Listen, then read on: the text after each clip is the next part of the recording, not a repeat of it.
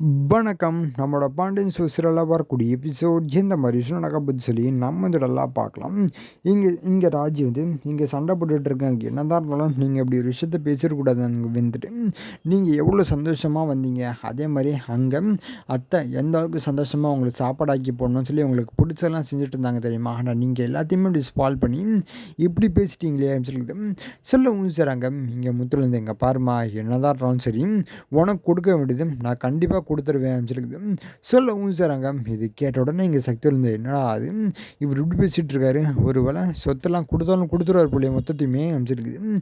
சக்தியிலையும் இங்கே ஒரு நிமிஷம் யோசிச்சுட்டு என்னடா பேசிகிட்டு இருக்கேன் நீ அப்படின்னு சொல்லிக்குது கேட்கவும் செய்கிறாங்க. அதுக்கு முன்னாடி இங்கே ராஜேந்திரங்க பாருங்கப்பா, எனக்கு உங்கள் சைட்லேருந்து ₹10 கூட எனக்கு தேவையில்லை, அதனால தான் ஸோ எனக்கு நீங்கள் போட்ட தாங்க எல்லாத்தையுமே நான் கொண்டு வந்து இங்கே கொடுத்துட்டேன். ஸோ இதுக்கு மேலே நீங்கள் எனக்கு ₹1 கூட தர தேவையில்லை, ஸோ எல்லாத்தையுமே நான் பார்த்துக்கிறேன்ப்பா அமைச்சிருக்குது.